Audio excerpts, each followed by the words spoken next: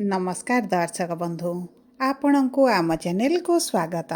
आपणकर जदि मीन राशि होइथाए तेबे एही भिडियोटी आपण मानक पई सेतिपई निजर व्यस्त बहुल समय मध्यरु मात्र 10 मिनिट समय आपण निज पई दियंतु एवं जानतु डिसेम्बर मासटी आपणकर केमिति रहिबो।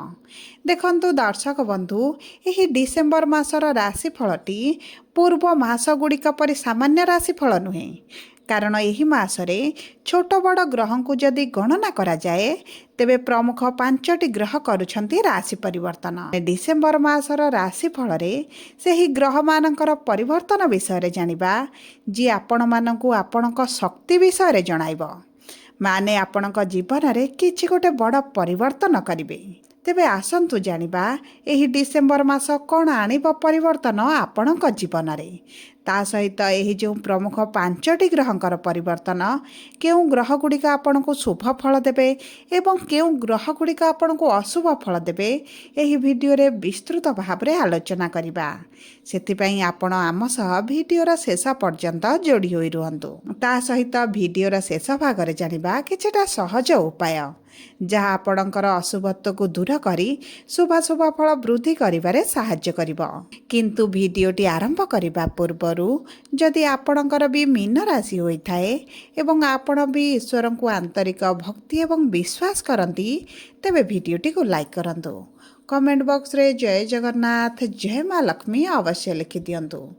ता सहित आम सह जोगाजोग करिबा पई वीडियोर मध्य भागरे एक व्हाट्सएप नंबर टी दिया जाइछि, जो नंबर साहाय्य आपण आम सह जोगाजोग करी निजर नूतन कुंडली प्रस्तुत करि परिबे, कुंडली विश्लेषण कराई परिबे किंबा आपणकर चाकरी विवाह व्यवसाय प्रेम संपर्क शिक्षा स्वास्थ्य को नहीं किछि समस्या रहिछि ताहार सहजरे एवं स्वल्प मूल्य रे समाधान करि परिबे।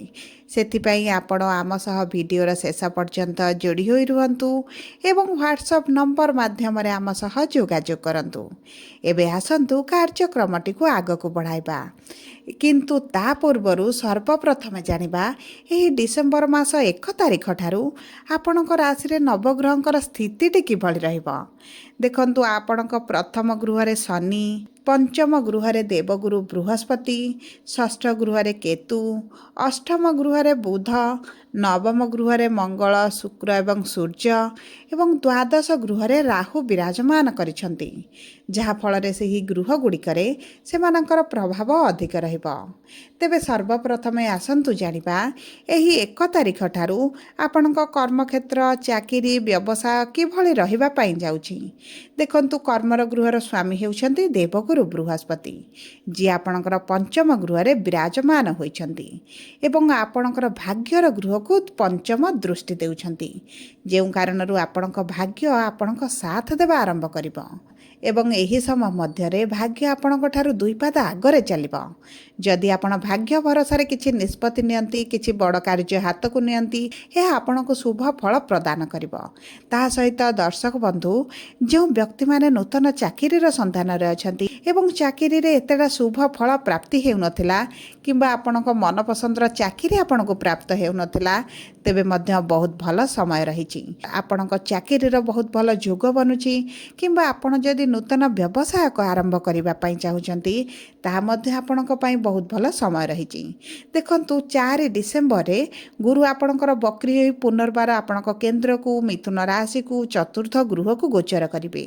तेणु करी जो मीन राशि रो व्यक्ति माने सरकारी चाकरी पई इंटरव्यू देउछंती एंट्रांस देउछंती सेमानकु 4 डिसेम्बर पर जदि किछि एग्जाम रहिताए किंबा किछि परीक्षा दियंती सेमानकु शुभ फल प्राप्ति हेबो एवं सरकारी चाकरी रो मध्य प्रबल जोग बनुछि। ता सहित आपणकर सूर्य जेहेतु 16 तारिख दिन कर्मर गृह रे विराजमान करिवे तेणु करी आपणक सरकारी चाकरी रो जोग द्विगुणित हो जाउछि। ता सहित जो व्यक्ति माने प्राइवेट चाकरी करिसंती किंबा पूर्वरु चाकरी रे अछंती एवं बहुत गुडे चाकरी रे समस्या देखुचंती सेमानकर मध्य सेही समस्या गुड़िक धीरे धीरे दूर हो जिवो, कारण केंद्र रे गुरु विराजमान करी दशम गृह को सप्तम दृष्टि प्रदान करिवे। एही समय मध्य रे जदि आपणकर किछि उच्च अधिकारी सहित समस्या चली मनमालिन मतभेद रही ଆପଣଙ୍କ ଉଚ୍ଚ ଅଧିକାରୀ ଆପଣଙ୍କ ସହିତ ଅଯଥାରେ ଶତ୍ରୁତା କରୁଥିଲେ, ଆପଣଙ୍କର ଛୋଟ ଛୋଟ ଭୁଲ କାଢ଼ୁଥିଲେ ଏବଂ ଆପଣଙ୍କ ସହକର୍ମୀମାନେ ମଧ୍ୟ ଆପଣଙ୍କ ସହିତ ସେଇଭଳି ଆଚରଣ ଦେଖାଉଛନ୍ତି। ଆଗରେ ମିତ୍ରତା କରି ପଛପଟେ ଶତ୍ରୁତା କରୁଛନ୍ତି, ଆପଣଙ୍କୁ ଆଗକୁ ବଢ଼ିବା ପାଇଁ ଦେଉନାହାନ୍ତି, ତେବେ ମନେ ରଖନ୍ତୁ ଏହିସବୁ ସମସ୍ୟା ଆପଣଙ୍କର ଦୂର ହୋଇଯିବ। କିନ୍ତୁ ଆପଣ ଏହିସବୁ ସମସ୍ୟା ଗୁଡ଼ିକ ଶନି କେନ୍ଦ୍ରରେ ଥିବା କାରଣରୁ, ଶନିଙ୍କ 7.5ର ଦ୍ୱିତୀୟ ଚରଣ ଚାଲୁଥିବା କାରଣରୁ ଆପଣ ବହୁତ ଅଧିକ ସମ୍ମୁଖୀନ ହେଉଛନ୍ତି, ବହୁତ ଅଧିକ ଚିନ୍ତାରେ ରହୁଛନ୍ତି, ଷ୍ଟ୍ରେସ୍ରେ ରହୁଛନ୍ତି।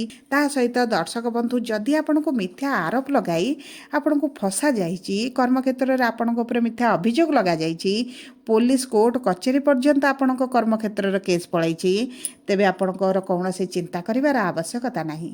କାରଣ ଗୁରୁଙ୍କର ଦୃଷ୍ଟି କାରଣରୁ ଆପଣଙ୍କ କୌଣସି ନା କୌଣସି ମାଧ୍ୟମରେ ସେଥିରୁ ଆପଣ ମୁକୁଳି ଯିବେ ଏବଂ ଆପଣଙ୍କ ବ୍ୟବସାୟରେ ଯଦି ଲସ୍ ଚାଲିଛି, ଆପଣଙ୍କ ବ୍ୟବସାୟରେ ଆପଣ ଘାଟା ଦେଖୁଛନ୍ତି, ଅର୍ଥ ବୁଡ଼ିଗଲା ଭଳି ଲାଗୁଛି, ପୂର୍ବ ଅପେକ୍ଷା ଆପଣଙ୍କର ଏତେଟା ବ୍ୟବସାୟ ଏବେ ହେଉନାହିଁ, ତେବେ ଆପଣଙ୍କର ଏହିସବୁ ସମସ୍ୟା ଗୁଡ଼ିକ ଦୂର ହେବ। ତା ସହିତ ଯେଉଁମାନଙ୍କର ଚାକିରିରେ ପ୍ରମୋସନ୍ ଅଟକିକି ରହିଛି, ସାଲାରୀରେ ବୃଦ୍ଧି ହେଉନାହିଁ, ଆପଣଙ୍କର ଟ୍ରାନ୍ସଫର ଚାହୁଁଛନ୍ତି ସେଥିରେ ହୋଇପାରୁନି, ତେବେ ମଧ୍ୟ ଆପଣଙ୍କର କୌଣସି ଚିନ୍ତା କରିବାର ଆବଶ୍ୟକତା ନାହିଁ। କାରଣ ଆପଣଙ୍କର ଶୁଭ ସମୟ ବର୍ତ୍ତମାନ ଆସିବାକୁ ଯାଉଛି ଏବଂ ଆପଣ ଏହିସବୁ କ୍ଷେତ୍ରରେ ପରିବର୍ତ୍ତନ ଦେଖିବେ। ତା ସହିତ ଆପଣ ଯଦି ବିଦେଶରେ ଚାକିରି କରିଛନ୍ତି, ବିଦେଶରେ ରହୁଛନ୍ତି କିମ୍ବା ବିଦେଶ ଯିବାକୁ ଚାହୁଁଛନ୍ତି ଚାକିରି ପାଇଁ, ବ୍ୟବସାୟ ପାଇଁ, ତେବେ ଆପଣଙ୍କ ପାଇଁ ଏବେ ଭଲ ସମୟ ଆସୁଛି। ତା ସହିତ ଦେଖନ୍ତୁ ଦର୍ଶକ ବନ୍ଧୁ, ଆପଣ ଯଦି ପାର୍ଟନରସିପ୍ ବ୍ୟବସାୟ ଛାଡ଼ି ଆପଣଙ୍କର ନୂତନ ବ୍ୟବସାୟ ଆରମ୍ଭ କରିବା ପାଇଁ ଚାହୁଁଛନ୍ତି, ତାହା ମଧ୍ୟ ଆପଣଙ୍କ ପାଇଁ ଶୁଭଦାୟକ ରହିବ। ଏବେ ଆସନ୍ତୁ ଜାଣିବା କିପରି ରହିବ ଆପଣଙ୍କର ଆର୍ଥିକ କ୍ଷେତ୍ର ଏହି ଡିସେମ୍ବର ମାସ 1 ତାରିଖ ପରଠାରୁ। ଦେଖନ୍ତୁ, ଅର୍ଥର ଗୃହର ସ୍ୱାମୀ ହେଉଛନ୍ତି ମଙ୍ଗଳ, ଯିଏ ଆପଣଙ୍କର ଭାଗ୍ୟର ଗୃହରେ ଏବଂ ନିଜ ରାଶିରେ ବିରାଜମାନ କରିଛନ୍ତି। ଏହାର ଅର୍ଥ ହେଉଛି ଆପଣଙ୍କର ଭାଗ୍ୟ ଆପଣଙ୍କ କର୍ମକ୍ଷେତ୍ରରେ ସାଥ ଦେବା ସହିତ ଆପଣଙ୍କର ଆର୍ଥିକ କ୍ଷେତ୍ରରେ ମଧ୍ୟ ପରିବର୍ତ୍ତନ ଆଣିବ। ଯଦି ଆପଣଙ୍କର କରଜ ବଢ଼ିଯାଇଛି, ଆପଣ ଋଣରେ ଅଛନ୍ତି, ଚିନ୍ତାଗ୍ରସ୍ତ ରହିଛନ୍ତି, ଋଣରୁ କିଭଳି ବାହାରକୁ ଆସିବେ ଆପଣ ଜାଣିପାରୁନାହାନ୍ତି, ତେବେ ଚିନ୍ତା କରିବାର କୌଣସି ବି ଆବଶ୍ୟକତା ନାହିଁ। କାରଣ ଆପଣ ଏହି ସମୟ ମଧ୍ୟରେ ଅଧିକ ଅର୍ଥ ରୋଜଗାର କରିବା ସହିତ ଆପଣଙ୍କର ଅଧିକାଂଶ କରଜ ମଧ୍ୟ ଆପଣ ଶୁଝିପାରିବେ। ତା ସହିତ ଆପଣଙ୍କୁ କିଛି ଅଚାନକ ଧନ ପ୍ରାପ୍ତି ହୋଇପାରେ, କୌଣସି ନା କୌଣସି ମାର୍ଗରୁ ଆପଣଙ୍କୁ ଅର୍ଥ ପ୍ରାପ୍ତି ହୋଇପାରେ। ଆପଣଙ୍କର ଆର୍ଥିକ କ୍ଷେତ୍ରରେ ଆପଣଙ୍କ ଚାକିରିରେ ପରିବର୍ତ୍ତନ, ବ୍ୟବସାୟ କାରଣରୁ ଆପଣଙ୍କର ଅର୍ଥରେ ମଧ୍ୟ ବୃଦ୍ଧି ଘଟିବ, ଯେଉଁ କାରଣରୁ ଆପଣଙ୍କ ଆର୍ଥିକ କ୍ଷେତ୍ରରେ ଧୀରେ ଧୀରେ ପରିବର୍ତ୍ତନ ଦେଖିବା ଆପଣ ଆରମ୍ଭ କରିବେ। ତା ସହିତ ଦେଖନ୍ତୁ, ଯଦି ଆପଣଙ୍କର ଅର୍ଥ କେଉଁଠି ଫସି ରହିଛି, ତେବେ ମଧ୍ୟ ସେହି କ୍ଷେତ୍ରରେ ଆପଣ ନିଜର ଅର୍ଥ ପ୍ରାପ୍ତି କରିପାରିବେ। ଆପଣଙ୍କର ପୈତୃକ ସମ୍ପତ୍ତିକୁ ଯଦି ଆପଣ ବିକ୍ରି କରିବା ପାଇଁ ଚାହୁଁଛନ୍ତି କିମ୍ବା କିଛି ପୈତୃକ ସମ୍ପତ୍ତି କ୍ରୟ କରିବା ପାଇଁ ଚାହୁଁଛନ୍ତି, ତେବେ ମଧ୍ୟ ଏହି ସମୟଟି ଆପଣଙ୍କ ପାଇଁ ଅତି ଉତ୍ତମ ସମୟ ରହିବ।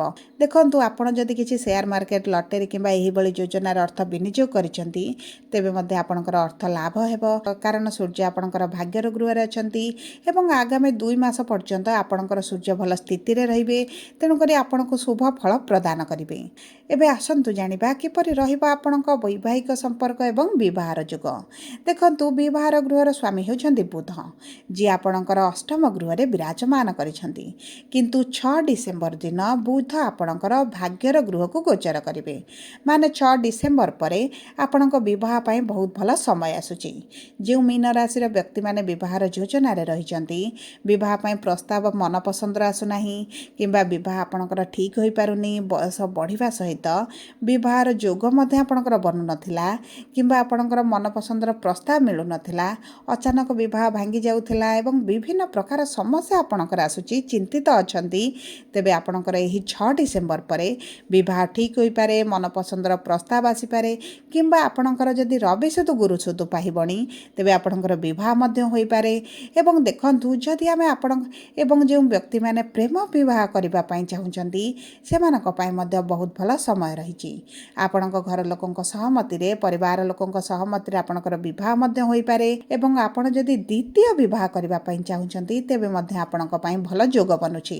ତା ସହିତ ଯଦି ଆମେ ଆପଣଙ୍କର ବୈବାହିକ ସମ୍ପର୍କକୁ ଦେଖିବା, ତେବେ ଆପଣଙ୍କ ସମ୍ପର୍କରେ ଯେଉଁ ଟିକେ ମନମାଳିନ ମତଭେଦ ଚାଲିଥିଲା, କାରଣ ବୁଧ ଆପଣଙ୍କର ଅଷ୍ଟମ ଗୃହରେ ରହିଥିଲେ, ଏତେଟା ଶୁଭ ଫଳ ଆପଣଙ୍କୁ ପ୍ରଦାନ କରୁନଥିଲେ, ଏବେ ଆପଣଙ୍କୁ ଶୁଭ ଫଳ ପ୍ରଦାନ କରିବେ। ପତି ପତ୍ନୀଙ୍କ ମଧ୍ୟରେ ମନମାଳିନ ମତଭେଦ ଦୂର ହୋଇଯିବ, ବୁଝାମଣା ବଢ଼ିଯିବ, ଉଭୟ ଉଭୟଙ୍କୁ ବୁଝିବା ଆରମ୍ଭ କରିବେ, କୌଣସି ସ୍ଥାନକୁ ଆପଣ ବୁଲିବାକୁ ମଧ୍ୟ ଯାଇପାରନ୍ତି, କିଛି ଉପହାର ଆପଣଙ୍କୁ ମିଳିପାରେ କିମ୍ବା ଆପଣଙ୍କ କୌଣସି ମନୋରଞ୍ଜନ କାର୍ଯ୍ୟକ୍ରମରେ ମଧ୍ୟ ଯୋଗ ଦେଇପାରନ୍ତି। ଆପଣଙ୍କ ବୈବାହିକ ସମ୍ପର୍କ ପାଇଁ ବହୁତ ଭଲ ସମୟ ରହିଛି। ଯେଉଁ ଦୂରତାଟି ଆପଣଙ୍କର ବଢ଼ିଯାଇଥିଲା ତାହା କମିବାର ବହୁତ ଅଧିକ ସମ୍ଭାବନା ଅଛି। ଯଦି ଆପଣ ଉଭୟ ଅଲଗା ରହୁଥିଲେ, ଅନ୍ୟତ୍ର ରହୁଥିଲେ ଏବଂ ପତି ପତ୍ନୀଙ୍କ ମଧ୍ୟରେ ସେତେଟା ଆପଣଙ୍କର ଯୋଗାଯୋଗ ନଥିଲା, ତାହା ମଧ୍ୟ ବଢ଼ିବାର ସମ୍ଭାବନାଟି ଦେଖାଯାଉଛି। ଏବେ ଆସନ୍ତୁ ଜାଣିବା କିପରି ରହିବ ଆପଣଙ୍କର ସନ୍ତାନ ଏବଂ ଶିକ୍ଷାର ଯୋଗ। ଦେଖନ୍ତୁ, ଗୁରୁ ଆପଣଙ୍କର ପଞ୍ଚମ ଗୃହରେ, ସନ୍ତାନର ଗୃହରେ, ଶିକ୍ଷାର ଗୃହରେ ବିରାଜମାନ କରିଛନ୍ତି। ଯେଉଁ କାରଣରୁ ଆପଣଙ୍କ ଶିକ୍ଷା କ୍ଷେତ୍ରରେ ଆପଣ ଶୁଭ ପରିବର୍ତ୍ତନ ଦେଖିବେ। ଶିକ୍ଷା ସମ୍ବନ୍ଧିତ କିଛି ଭଲ ବଡ଼ ନିଷ୍ପତ୍ତି ନେଇପାରନ୍ତି, କିଛିଟା ପରିବର୍ତ୍ତନ ଆଣିପାରନ୍ତି ଏବଂ ଏହି ପରିବର୍ତ୍ତନ ଆପଣଙ୍କ ପାଇଁ ଶୁଭଦାୟକ ରହିବ। ତାହା ସହିତ ଯେଉଁ ବ୍ୟକ୍ତିମାନେ ସନ୍ତାନ ପ୍ରାପ୍ତି ପାଇଁ ଚେଷ୍ଟା କରୁଛନ୍ତି ଏବଂ ସନ୍ତାନ ପ୍ରାପ୍ତି ହୋଇପାରୁନଥିଲା, ତେବେ ଆପଣଙ୍କର ସନ୍ତାନ ପ୍ରାପ୍ତିର ମଧ୍ୟ ଯୋଗ ରହିଛି। ତେବେ ଏବେ ଆସନ୍ତୁ ଜାଣିବା କିପରି ରହିବ ଆପଣଙ୍କର ସ୍ୱାସ୍ଥ୍ୟ ଏହି ଡିସେମ୍ବର ମାସ ପ୍ରାରମ୍ଭରୁ। ଦେଖନ୍ତୁ, ଆପଣଙ୍କର ପ୍ରଥମ ଗୃହରେ ଶନି ବିରାଜମାନ କରିଛନ୍ତି, ଯେଉଁ କାରଣରୁ ଆପଣଙ୍କର ଚିନ୍ତା ବଢ଼ୁଛି, ବିପି ବଢ଼ୁଛି, ଡାଇବେଟିସ୍ ବଢ଼ୁଛି, କୋଲେଷ୍ଟ୍ରଲରେ ବୃଦ୍ଧି ହେଉଛି, ଆପଣଙ୍କର ମୁଣ୍ଡରେ ବ୍ୟଥା ହେଉଛି ଏବଂ ମୁଣ୍ଡରେ ବିଭିନ୍ନ ପ୍ରକାର ସମସ୍ୟା ଦେଖୁଛନ୍ତି। ତେବେ ସେହି ସବୁ ସମସ୍ୟା ଗୁଡ଼ିକ ଆପଣଙ୍କର କମିବା ଆରମ୍ଭ ହେବ। କିନ୍ତୁ ଆପଣଙ୍କର ରାହୁ ଯେହେତୁ ଦ୍ୱାଦଶ ଗୃହରେ ଅଛନ୍ତି, ଆପଣଙ୍କ ପେଟରେ କିଛିଟା ସମସ୍ୟା ଦେଖିପାରନ୍ତି। ଅସ୍ଥି ସମ୍ବନ୍ଧିତ ସମସ୍ୟା ଦେଖା ଦେଇପାରେ। ଆପଣଙ୍କ ଆଣ୍ଠୁ ଗଣ୍ଠି ଯନ୍ତ୍ରଣା ବଢ଼ିପାରେ, ଅଣ୍ଟାରେ ପେନ୍ ବଢ଼ିପାରେ କିମ୍ବା ଆପଣଙ୍କ କାନ୍ଧରେ କିଛିଟା ସମସ୍ୟା ଆପଣ ଅନୁଭବ କରିପାରନ୍ତି। ସେଥିପାଇଁ ଆପଣ ନିଜ ସ୍ୱାସ୍ଥ୍ୟର ବହୁତ ଅଧିକ ଯତ୍ନ ନିଅନ୍ତୁ। ସବୁ ପରେ ଆପଣଙ୍କର ଅଶୁଭତ୍ୱକୁ ଦୂର କରି ଶୁଭାଶୁଭ ଫଳକୁ ବୃଦ୍ଧି କରିବା ପାଇଁ ଆପଣ ପ୍ରତିଦିନ ଶନିଙ୍କର ବୀଜ ମନ୍ତ୍ର 108 ଥର ପାଠ କରନ୍ତୁ, କାରଣ ଶନିଙ୍କର 7.5 ଚାଲିଛି। ତା ସହିତ ହନୁମାନ ଚାଳିଶା ପାଠ କରନ୍ତୁ, ଗୁରୁଙ୍କର ବୀଜ ମନ୍ତ୍ର 108 ଥର ପାଠ କରନ୍ତୁ, କାଉଙ୍କୁ କିଛି ଖାଦ୍ୟ ଦିଅନ୍ତୁ, ସୂର୍ଯ୍ୟଙ୍କୁ ପ୍ରାତଃ ସମୟରେ ଜଳ ଅର୍ପଣ କରନ୍ତୁ। ଏହା ଆପଣଙ୍କର ଶୁଭାଶୁଭ ଫଳକୁ ବୃଦ୍ଧି କରିବ। ଯଦି ଆପଣଙ୍କର ମୀନ ରାଶି ହୋଇଥାଏ, ଭିଡ଼ିଓଟି କିଭଳି ଲାଗିଲା କମେଣ୍ଟ ବକ୍ସରେ ଲେଖି ଜଣାନ୍ତୁ। ଯଦି ପ୍ରଥମ ଥର ଆମ ଚ୍ୟାନେଲକୁ ଆସିଛନ୍ତି, ଚ୍ୟାନେଲଟିକୁ ସବସ୍କ୍ରାଇବ୍ କରନ୍ତୁ। ପାଖରେ ଥିବା ବେଲ୍ ଆଇକନ୍କୁ ପ୍ରେସ୍ କରନ୍ତୁ। ଧନ୍ୟବାଦ।